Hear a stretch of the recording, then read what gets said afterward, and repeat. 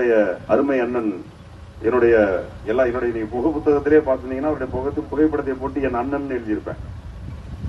நான் போய் அண்ணன் அவர்களை சந்திக்கிறேன். சந்திச்சப்போ என்ன ரொம்ப அன்பா அரவணைச்சு உள்ள கூப்பிட்டு சொன்னாரு, என்ன ப்ராப்ளம்னு கேட்டாரு. இது மாதிரி ஒரு படம் எடுத்திருக்கேனே, அது ஒரு ஆணவ கொலைக்கு எதிரான திரைப்படம், இந்த மாதிரி பிரச்சனைகள்லாம் வருது அப்படின்னு. நீங்க அந்த ஒரு தடவை படத்தை பார்த்துட்டு ஒரு இன்டர்வியூ கொடுத்துட்டீங்கன்னா நான் பொழைச்சுக்குவேன் அப்படின்னு சொல்லி சொன்னேன். எப்ப படம் பாக்குறீங்கன்னு கேட்டேன். நாளைக்கு இல்லை நாளானைக்கு சொல்லுவாருன்னு பார்த்தேன். எந்திரிச்சாரு, பேண்ட தூக்கி அப்படி ஆட்டினாரு. வாங்கடா அப்படின்னாரு. கூட இருக்க 10 பேரை கூப்பிட்டு எங்க படம் ஓடுது அப்படின்னா, அப்படி இல்லை நீங்க பாக்க எங்க படம் ஓடுது சொல்லு அப்படின்னாரு. வேகமா 10-15 நிமிஷத்துல அரேஞ்ச் பண்ணி ஒரு படத்தை போடுறேன். அவ்வளவு பெரிய தலைவர் வந்து உட்கார்ந்து படத்தை பார்த்துட்டு ஒரு டிவியில இன்டர்வியூ கொடுத்ததுக்கு அப்புறம் தான் அந்த கன்னிமாடம் என்ற திரைப்படம் தமிழகம் முழுவதுமே வெளியிலே தெரிந்தது.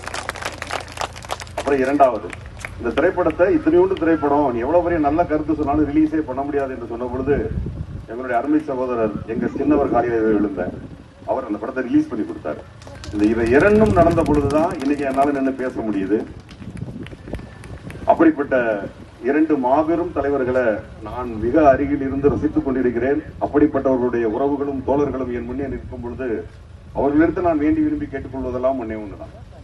இந்த இடைத்தேர்தலில் உங்களுடைய பொன்னான முத்தான வாக்குகளை என் அருமை சகோதரர் அன்னியூர் சிவா அவர்களுக்கு உதயசூரியன் சின்னத்திலே நீங்க போடணும்னு கேட்கறதுக்காக மட்டும்தான் நான் வந்திருக்கிறேன். உங்களுக்குள்ள மாற்று கருத்துக்கள் என்ன இருந்தாலும் இந்த முறை அன்னியூர் சிவானை கட்டாயமாக ஜெயித்து விடுவார் என்பது எங்களுக்கு தெரியும். ஏன்னா எங்களுடைய சட்டமன்ற துணைத் தலைவர் போன்றவர்களாம் இருக்கும் பொழுது அது விட்டுவிட மாட்டார் என்று சொன்னாலும் கூட ஏதாவது 1 ஓட்டு 2 ஓட்டு கூட சிதறக்கூடாது என்பதிலே நான் மிகவும் தெளிவாக இருக்கிறேன், மிகவும் கருத்தாக இருக்கிறேன். நீங்கள் இந்த முறை வாக்களிப்பது என்பது தமிழக முதல்வரை அதீத சந்தோஷத்திற்கு உட்படுத்த வேண்டும். அதுதான், வேற ஒன்றும் கிடையாது.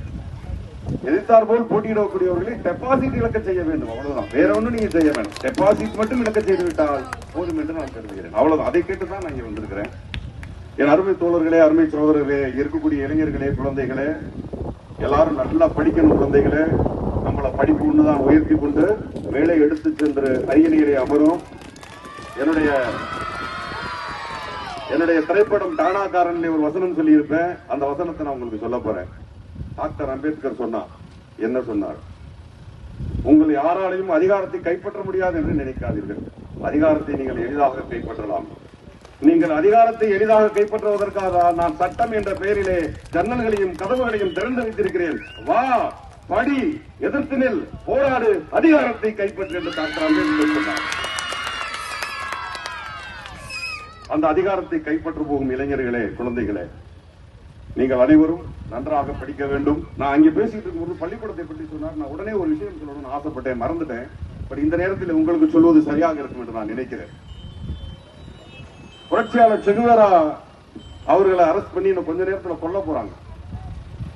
அவர் அடைத்து வைக்கப்பட்டிருந்த இடம் என்னன்னு அவருக்கு தெரியல. அவர் முற்றிலும் உடம்பு முழுவதும் காயமாக இருந்தது, கட்டி வைக்கப்பட்டிருந்தார். பொழுது விடுகிறது, முடித்து பார்க்கிறார். முடித்து பார்க்கும் பொழுது ஒரு அம்மா கூட்டிக்கிட்டு இருக்கிறாங்க.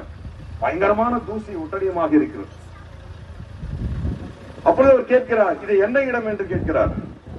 அந்த அம்மையார் சொல்லுகிறார், ஐயா இது பள்ளிக்கூடம் என்று சொல்கிறார். வெகுண்டு எடுகிறான் சொல்லுவார்.